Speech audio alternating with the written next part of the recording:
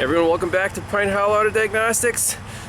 Back on the construction site, back to a JLG scissor lift. Got a call this morning. They said the little one, the 260 MRT, has no controls from the platform. So it seems to start and run, but man, you can squeeze in here. These things are always parked worst tightest possible location. I don't know why that's open.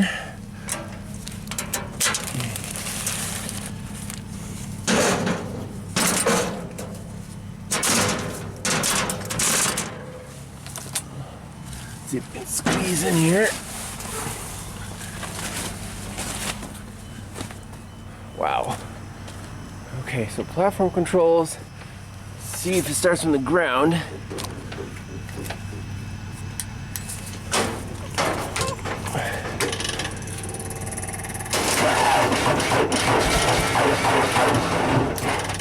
Battery's dead. Everything's dead. Get a jump pack on this thing. Go from there. Alright, Noco is hooked up.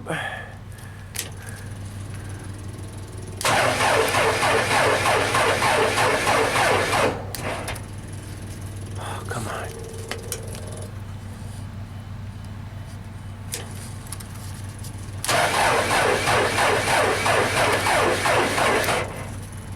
Crap. Well, let's try the platform controls since we're here. Alright, platform controls. Everything seems lit up. It cranks. So I'm guessing the customer complaint was not correct. That works.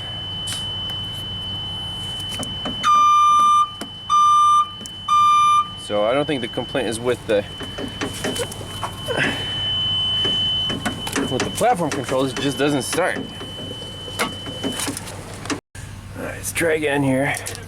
Gas, but I got gas for you. Oh, it's out of gas? I'm not sure. Okay. There's something there. All right, look, I'll check. Thank you.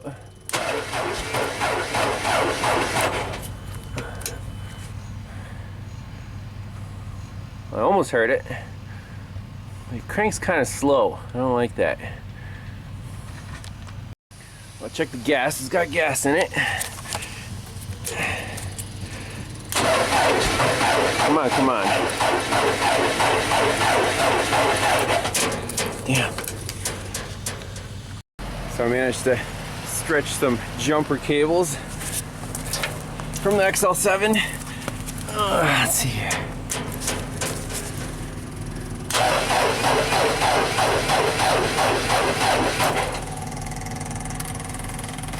I'll let it charge up a bit, but still cranking kind of slow. So I moved the control panel over here. It's just... Wow! It works! And then stalls out. Okay, so now are we back to the original no crank signal issue? Because remember it just kind of fixed itself last time? I think we might be. So let's fire it up a couple times, see if it does the same thing, see if the RPM signal is missing, and then actually trace it this time before touching anything. Alright, I got the analyzer hooked up. Let's see what the actual RPM is when we crank it. Sorry about the noise. Can't do much about that. It's running, and we have actual speed is 0 and it stalls out. So same problem, confirmed. Now, on the wiring diagrams, there's our speed pickup. And it goes right to the ground electronics. We have to find this black, white, yellow, and white and red wires. Find the best place to test them and see where the signal is being lodged between the sensor and the ground controls. So we can put the picoscope back on the sensor, look at the 3 wires there, where the signal and the feed, see what's going on. All right, we got the Pico set up in tight quarters here. If you remember from last time, we measured the feed, the crank signal, and the ignition coil control all at the same time. So I just have 2 channels set up. We can start this back up. So we were looking for a 0 to 5 volt signal on the crank pulse. 0 to 4.5. And let's just roll the scope. And we can turn off channel C.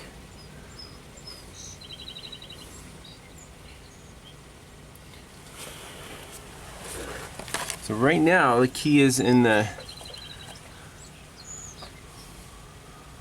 on position, so on platform controls, pull this out. We have nothing. Let me double check the key switch position here.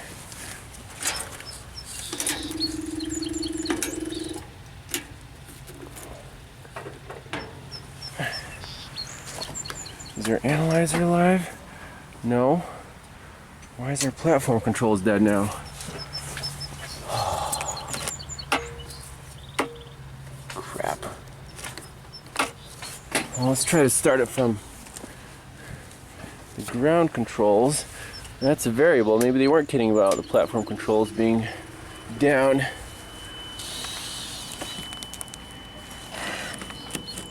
Diagnostics.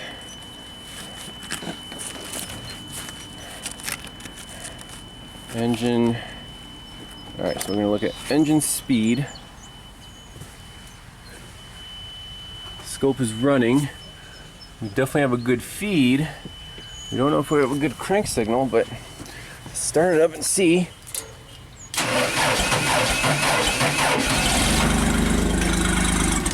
Engine speed is 0, and we had no crank signal. How about that? This thing might need a new crank sensor after all. Okay. Now, we should still check the ground. Let me hook up a 3rd channel to the ground of the crank sensor so we can condemn this thing. Alright, now we got 3 channels. The green is crank sensor ground. We have no controls here, so we're going to try it from over here.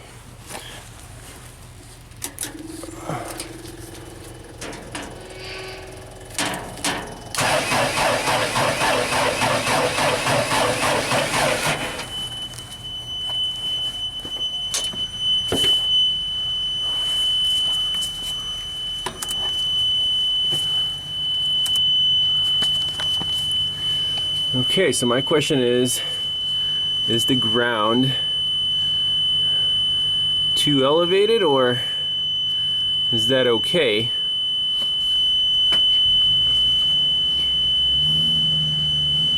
I guess we can stick a test light on there just to make sure, but I think that should still work.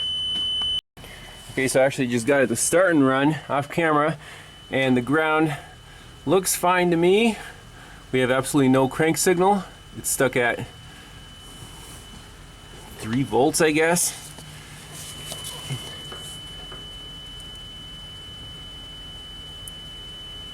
No, I'm sorry, it's stuck at 0.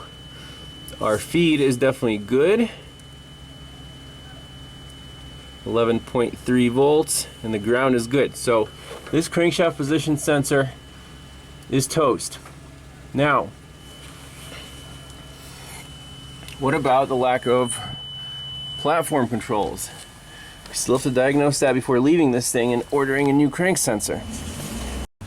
Well, I think we got lucky on the no platform control. I was just doing a quick visual inspection at the key, and wah wah wah, broken wire. So if we reattach it,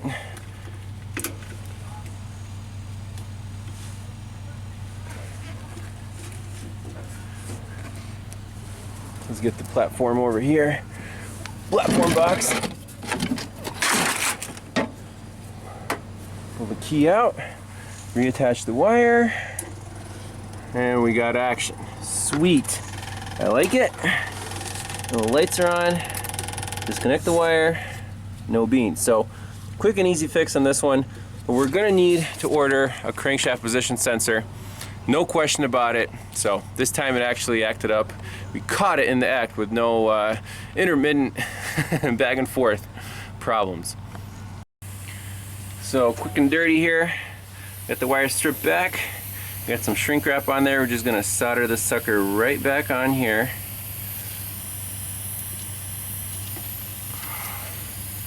Make sure it stays.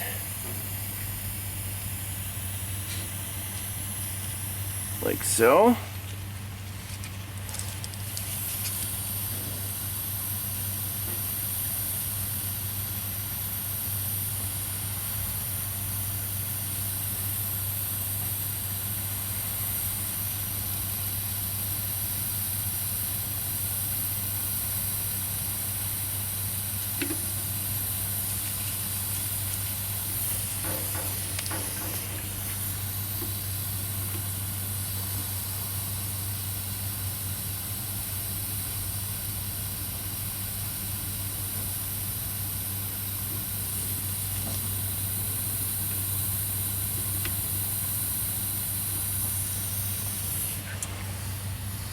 Looks pretty good.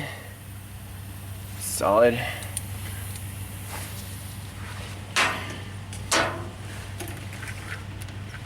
Try it. Yep. Everything works. Put this little guy on here.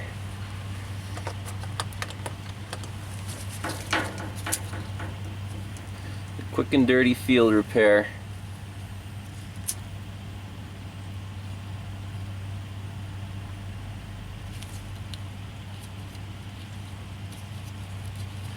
Happy with that.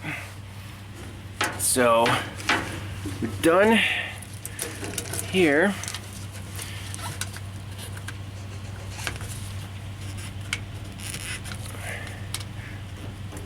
Okay. Now I want to go over there and get that crank sensor out, so when we're ordering a new one we know exactly which one to get. But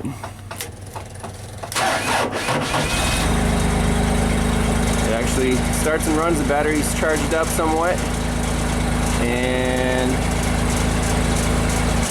stalls out. Boop. So I got the crank sensor out. It's interesting. It screws right into the bell housing, and it's kept from moving around with these two lock nuts. Never seen that before on any car. Yeah, it's got some junk on the end of it, but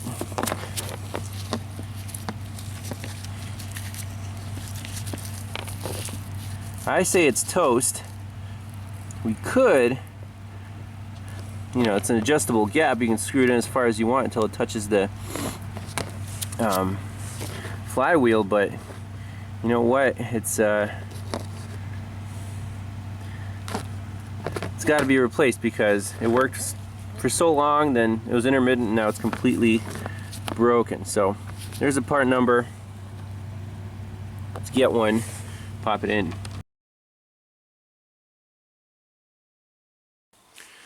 So I ordered a new RPM engine speed sensor for this JLG scissor lift, but on the bench I think there's a plot twist to this thing. So again, we have some equipment set up, our voltage supply and regular battery.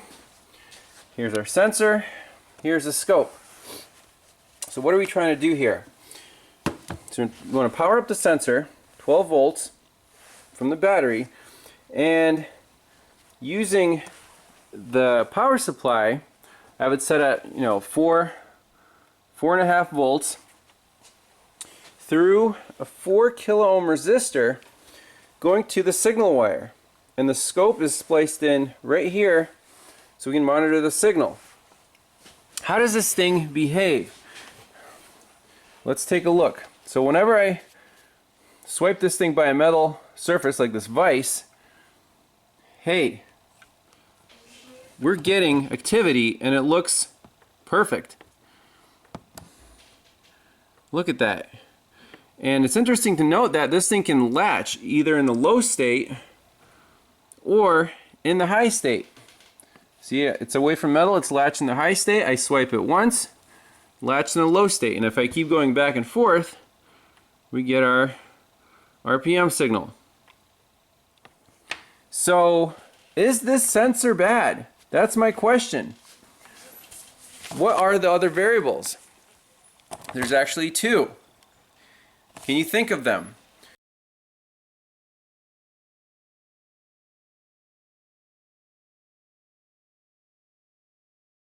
Well, one is we saw some metal filings on the end of that sensor, and is the gap from the the flywheel correct?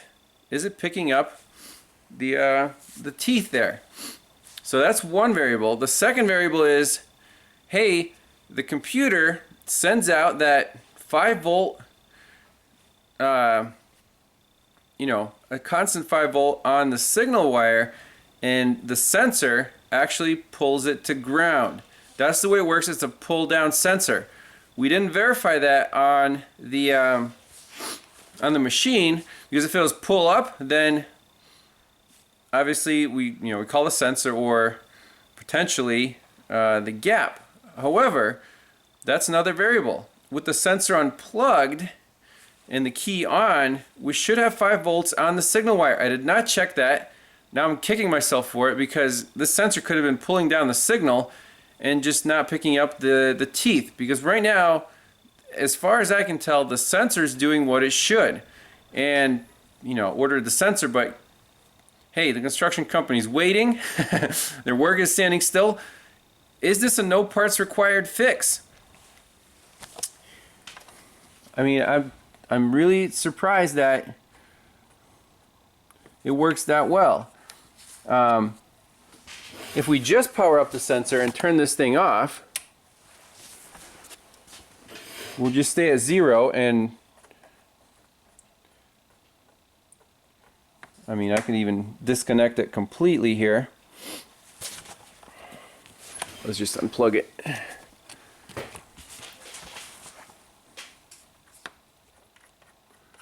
We get no activity as we do this.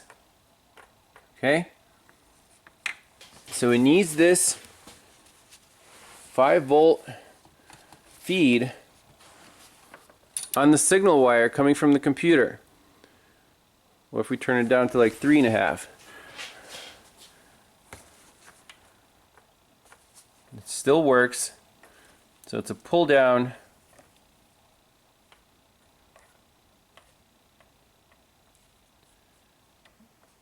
Now we could even check, at the proper voltage, how far does this thing need to be from a metal surface to do its thing?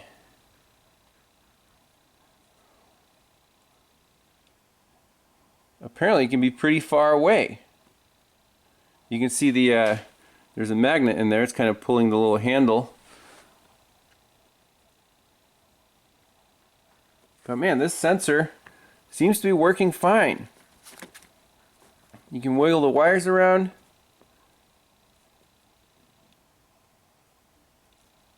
Uh-oh. Did I wiggle the wires and did it stop working? No, it's still working.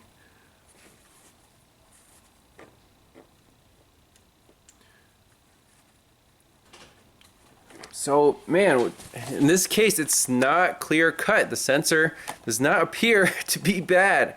So I think we're gonna have to go back out to the construction site with the old sensor, try to get it in there. With it unplugged, we'll measure the voltage on the signal wire with the key on, make sure the computer signal, the 5 volts is getting to the sensor, because this is a pull down design. That is absolutely crucial in the diagnosis. and then try to gap this thing, make sure it's all clean, and there's no reason it shouldn't work. So we'll try that out tomorrow.